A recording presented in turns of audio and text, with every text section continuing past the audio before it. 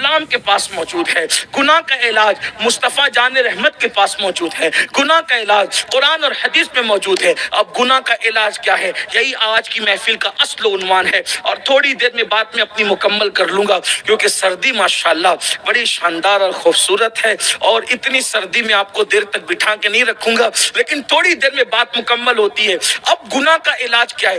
جو چاہتا ہے گناہ سے بچنا، اس کو ایک ہی کام کرنا ہے۔ گناہ کا علاج کیا ہے؟ گناہ کا گویا انجیکشن کیا ہے؟ گناہ کی دوا کیا ہے؟ گناہ کا علاج کیا ہے؟ گناہ کا علاج ایک ہے۔ قرآن میں میرا اللہ فرماتا ہے ان الصلاۃ تنہا عن الفحشاء والمنکر، بے شک نماز ہر برائی سے اور بے حیائی سے روک دیتی ہے۔ یعنی اگر تم نماز پڑھو گے تو خود بخود گناہوں سے رکتے چلے جاؤ گے۔ نماز کی برکت سے آدمی کے دل میں گناہ کی نفرت پیدا ہوتی ہے۔ ارے نماز تو بہت بڑی بات ہے، اگر آپ صرف ہمیشہ باوضو رہنے لگے تو آپ کا دل چمکنے لگتا ہے، آپ کے دل میں انوار برسنے لگتے ہیں۔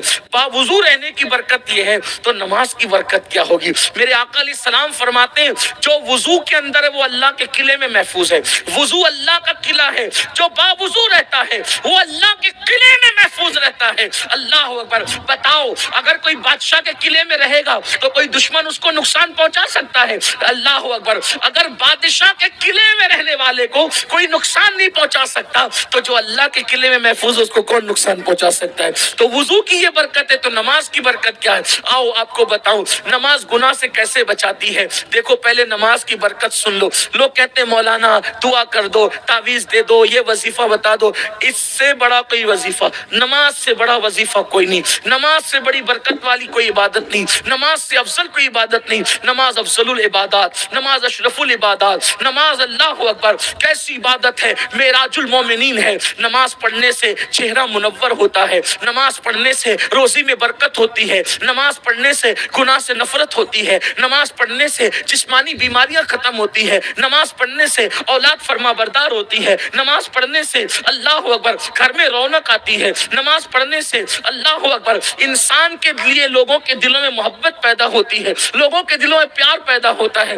نماز پڑھنے سے دشمن بھی دوست بنتے ہیں، نماز پڑھنے سے بری نظر کا اثر لوگوں پہ نہیں ہوتا۔ نماز کی برکت یہ ہے کہ اللہ اکبر جب نماز پڑھنے والا نماز پڑھتا ہے تو جب اس کو موت آئے گی تو اتنی آسانی سے موت آئے گی۔ نمازی کو موت اتنی آسانی سے آتی ہے جیسے دودھ پیتا بچہ ماں کا دودھ پیتے پیتے سو جاتا ہے اور اس کے منہ سے ماں کا پسینہ نکل جاتا ہے، اس کو خبر بھی نہیں ہوتی۔ تو جیسے بچے کے منہ سے ماں کا پستان نکلے اور بچے کو خبر نہیں ہو نیند میں، ایسے ہی نمازی کی روح نکلتی ہے، اس کو خبر بھی نہیں ہوتی۔ ایک مقام پہ فرمایا جیسے آٹے سے بال آسانی سے نکل جاتا ہے ویسے نمازی کی روح آسانی سے نکل جاتی ہے، بہت آسانی سے اس کو موت آتی ہے۔ اور جو نمازی ہوتا ہے اس کی قبر کا حال یہ ہوتا ہے کہ اس کی قبر جنت کے باغوں میں سے باغ بنا دی جاتی ہے۔ نمازی کو جب قبر میں رکھا جاتا ہے، اللہ اکبر سننا، غور سے سننا، یہ نماز کی برکت ہے۔ جب نمازی کو اس کی قبر میں رکھا جاتا ہے تو اس کو وہ کبھی بھی دفن ہو،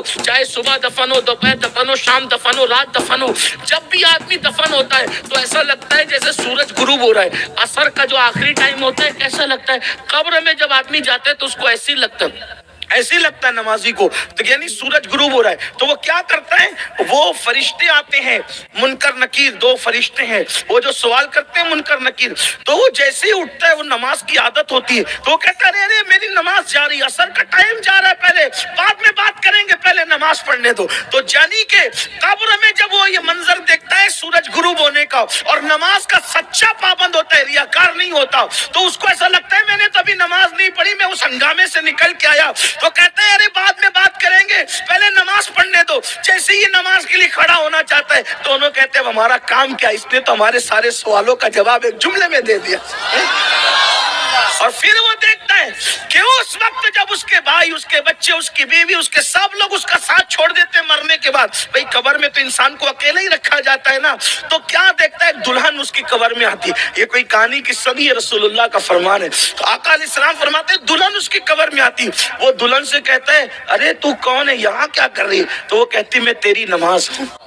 دلہن کی شکل میں آج تیرا دل بہلانے آئی ہوں۔ جب میرا ٹائم آتا تھا تو سب کو چھوڑ کر کے عبادت کے لیے آ جاتا تھا، آج تجھے سب نے چھوڑ دیا تو میں تیرا دل بہلانے کے لیے آئی ہوں، اب قیامت تک یہی تیرے ساتھ رہوں گی۔ میرے آقا فرماتے ہیں نمازی کے لیے نماز پل صراط پر نور ہوتی ہے، نور، اور جو نماز نہ پڑھے پھر تو اس کے لیے بڑی نقصان ہے، بڑی تکلیف۔